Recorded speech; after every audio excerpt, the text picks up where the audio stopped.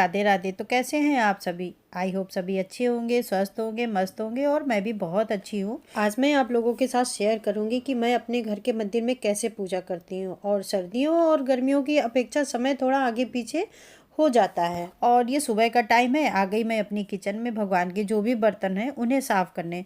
क्योंकि मैं 1-2 दिन पे हमेशा बर्तनों को साफ़ करती हूँ, तो बस ऐसे पीतल की प्लेट में मैं थोड़ा-सा पीताम्बरी डाल देती हूँ और उसको प्लेट में पूरा अच्छे से मल देती हूँ। और मंदिर में जो पीतल के बर्तन होते हैं, वो सर्दियों में मुझे लगता है बहुत काले हो जाते हैं और भगवान की पूजा में अगर काले-काले बर्तन होता ना, अच्छे नहीं लगते हैं। तो बस इस तरह से थोड़ा-सा प्लेट में मैं डालती हूँ और पूरा अच्छे से मल देती हूँ। फिर उसी से सारे बर्तनों को मैं साफ़ कर लेती हूँ।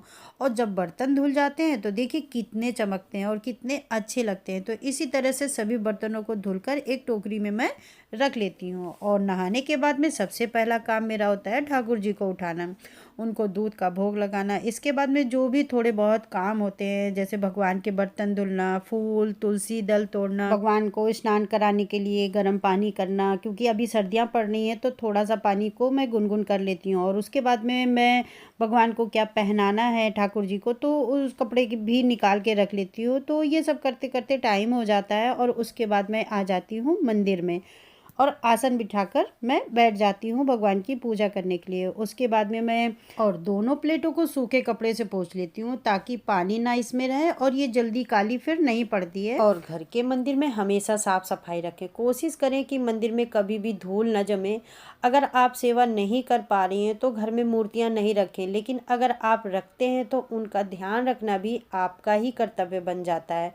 तो इस बात का ना विशेष ध्यान रखें। और मैं आज 2 दीपक जलाऊंगी, एक मैं तिल के तेल का जलाऊंगी और एक मैं घी का जलाऊंगी। और इस तरह से लोटे में मैंने जल भर लिया है और इससे ना भगवान को मैं स्नान कराना है। और जब मैं दीपक को जलाती हूँ तो मैं दीपक का आचमन ज़रूर करती हूँ। तो इस तरह से मैंने 3 बार दीपक का आचमन कर लिया है और अब मैं दीपक को प्रज्वलित करूँगी। देखिए, पूजा के बहुत सारे नियम होते हैं, पर आपको जो सबसे अच्छा लगे वो सबसे अच्छा नियम होता है। फिर अपने आप को मैं शुद्धिकरण करती हूँ और 3 बार अपने ऊपर इस जल को छोड़ती हूँ। इस कुश से, अगर आपके पास कुश नहीं है तो आप फूलों से भी कर सकती हैं, लेकिन कुश पूजा में बहुत शुभ माना जाता है। फिर जल से आचमन करती हूँ और हाथ धुल लूँगी। फिर धरती माता को 3 बार जल छोड़ूंगी और उन्हें भी प्रणाम कर लूँगी। अगर आपको कोई मंत्र आता है तो अच्छी बात है, नहीं आता है तो ओम नमो भगवते वासुदेवाय कहते रहिए, क्योंकि कभी भी भगवान की पूजा मौन रह के नहीं की जाती है। फिर अपने माथे पर मैं तिलक लगाऊंगी और फिर अपने लड्डू गोपाल को मैं स्नान करा। भगवान की सेवा जो है ना, वो मन और भाव की होती है और हम जो सेवा करते हैं भाव से भगवान को अपना प्रेम दर्शाते हैं। देखिए, इस संसार में ठाकुर जी की सेवा करने वाले बहुत लोग हैं। हम तो कुछ भी नहीं करते हैं, करने वाले तो ठाकुर जी के लिए बहुत कुछ करते हैं, पूरा पूरा दिन उनके लिए बिताते हैं। हम तो उनके लिए 1 घंटा भी मुश्किल से नहीं निकाल पाते हैं। लेकिन जितना भी वक्त आप ठाकुर जी के लिए निकाले, प्रेम से निकाले, वो सिर्फ आपसे प्रेम चाहते हैं। थोड़ा सा उनके लिए वक्त ज़रूर से निकालिए, देखिए फिर उनका कमाल, वो आपके लिए इतना कुछ कर जाएंगे। और सबसे ज़्यादा पूजा करने से अगर कुछ मिलता है तो वो मन की शांति मिलती है। और इस संसार में आप सब कुछ कमा लेते हो, लेकिन जिसको मन की शांति मिल गई ना, उसके लिए सब कुछ उसको मिल गया।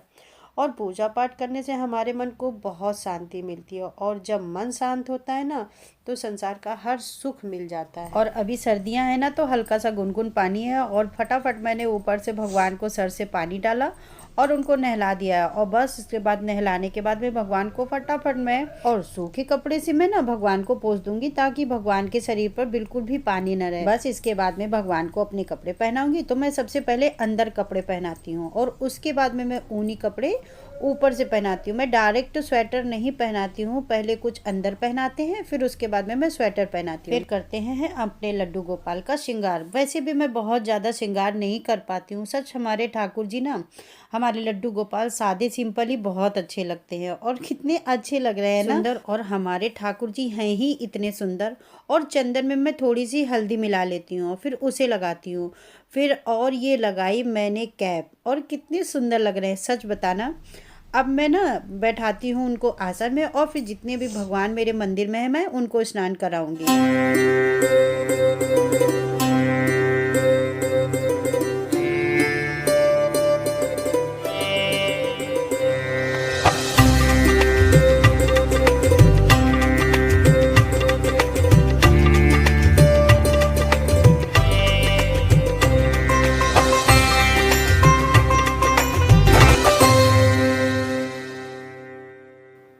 सभी देवी देवताओं को फिर मैं टीका चंदन करूँगी और श्रृंगार करेंगे। शालिग्राम को भी तिलक लगाया है। पहले मेरे पास शालिग्राम नहीं थे। हाँ, मैं अभी लेकर आई हूँ, समय हो गया है लाए हुए। और शालिग्राम का मैंने ना आसन घर पर ही बनाया है और एक माला पहनाकर इस तरह से पगड़ी लगा देती हूँ। तो भगवान के पास ठाकुर जी की बांसुरी रख देंगे, तुलसी दल भगवान को अर्पित कर दूंगी। और हमारे यहाँ आज माली नहीं आए हैं तो बिना फूल की ही पूजा होगी। हम कितनी भी परफेक्ट पूजा कर ले, कुछ ना कुछ गलतियाँ हमसे ज़रूर हो जाती हैं। तो आज बिना फूल के ही पूजा करेंगे। फूल से हमारा मंदिर ना बहुत सुंदर लगता है और पूरे दिन एक भीनी भीनी खुशबू रहती है, दिन भर बनी रहती है घर में।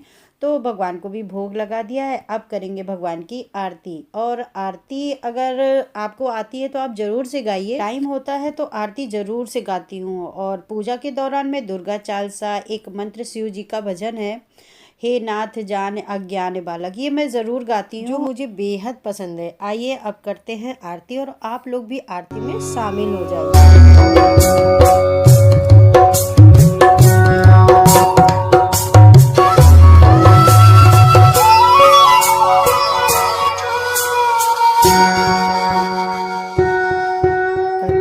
गौरम करुणावतारम संसारे सारम भुजगेन्द्रहारम सदा वसंतं हृदयारविन्दे भवं भवानी सहितं नमामि, भवं भवानी सहितं नमामि।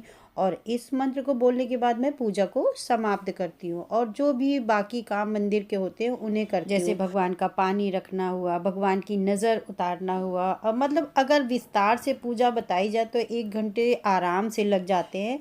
और आरती के बाद में आरती का आचमन करना बिल्कुल ना भी भूलें। और फिर भगवान से अपने द्वारा की गई पूजा जो भी है उनसे क्षमा मांगती हूँ। और मैं अपने घर के मंदिर में ऐसी ही डेली पूजा करती हूँ जो आज मैंने आप लोगों के सामने शेयर की है। जो भी पूजा में गलती हुई हो हमें अपना बच्चा समझकर माफ़ कर दे। उसके बाद में धरती पर जल छोड़ती हूँ, आसन उठाती हूँ और आ जाती हूँ अपनी किचन में, क्योंकि किचन से आपको कभी भी छुट्टी नहीं मिलनी है। और इसके बाद मैं अब जा रही हूँ अपने बच्चे को लंच बनाने, क्योंकि उसको कॉलेज जाना है, उसके पेपर चल रहे हैं। और पूजा करने के पहले मैंने बथुआ उबाल लिया था, आलू उबाल ली थी। और जब तक मैं आई तब तक मेरी आलू थोड़ी ठंडी हो गई है। हाँ, अभी गर्म है लेकिन हाँ इतनी ठंडी है कि मैं उनको छील पा रही हूँ। और बस फटाफट छील के अब मुझे बनाने हैं बथुए के पराठे। आलू और बथुए को मैंने मैश कर लिया है और इसमें धनिया मैंने छोटी छोटी काट के उसको भी डाल दिया है। पूरा हरा ग्रीन बिल्कुल पराठा बनाने वाली हूँ। और घिसने वाला ढूंढ रही हूँ अदरक को, लेकिन वो मिलेगा नहीं। जब जल्दी होती है ना तो सच बताओ कुछ भी नहीं मिलता है। तो बस ऐसे ही चाकू से इसको अदरक को ऐसे ही रफली चॉप कर देती हूँ। और एक तरफ मैंने चाय चढ़ा दी है और बस बनाती हूँ पराठा। आज मैं पराठे ना पर बिल्कुल देसी स्टाइल में बनाऊँगी। देसी स्टाइल क्या, मुझे ना इस तरह से पराठा बनाना बहुत पसंद है। मतलब एक पराठे में ही आपका पेट बिल्कुल भर जाएगा। और मैं बहुत ही मोटे मोटे पराठे बना, आटा नहीं मैं ज़्यादा लेती हूँ। मैं जो ये आलू का मटेरियल होता है मैं ये ज़्यादा भरती हूँ। आटा तो मेरा बहुत ही रोटी के बराबर होता है, लेकिन जो मटेरियल होता है ना मैं उसको कायदे से भरती हूँ। और सर्दियों में एक ये भी फ़ायदा होता है कि अगर आप थोड़ा सा ये आलू का मसाला वगैरह अगर भरती हैं तो ये फटता नहीं है। आलू का पराठा तो तभी खाने में मज़ा आता है जब उसमें आलू अच्छे से भरी होती है। तो बस मैं फटाफट बनाती हूँ। और क्योंकि बच्चों की एक आदत होती है, खाना उन्हें एक ही है, क्योंकि सुबह टाइम किसी को भी भूख नहीं लगती है।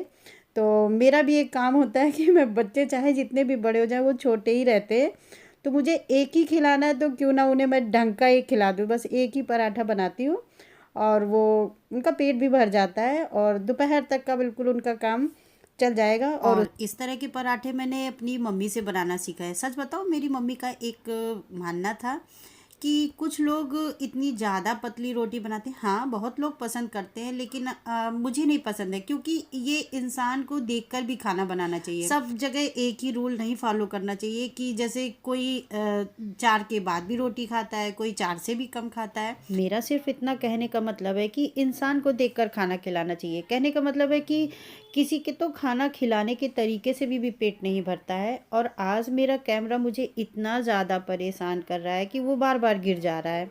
तो मेरे हस्बैंड मेरी उसमें हेल्प कर रहे हैं, लेकिन क्या ही करूँ, वो पता नहीं क्यों गिर गिर जा रहा है बार बार। फाइनली मेरा नाश्ता बन गया है, सारे पराठे मैंने बना लिए हैं और सबको नाश्ता करा दिया है, और ये आखिरी पराठा बचा हुआ है, तो बस इसमें मैं इसको बना लेती हूँ और साइड में चढ़ाऊँगी चाय, क्योंकि मुझे चाय भी अब पीनी है, बिल्कुल मन कर रहा है, क्योंकि सुबह से मैंने एक ही बार चाय पी है और सर्दियाँ हैं तो फिर चाय से 2-3 बार चल ही जाती है। और पराठे हैं तो फिर पराठों के साथ तो चाय चाहिए, तो अब मैं चाय चढ़ाऊँगी और ये दोनों पराठे मैं अच्छे से बिल्कुल खर सेकूँगी, फिर मैं नाश्ता करूँगी। तो दोस्तों अब चलती हूँ और मिलती हूँ आपको नेक्स्ट वीडियो में, तब तक के लिए आप अपना ख्याल रखिए। राधे राधे।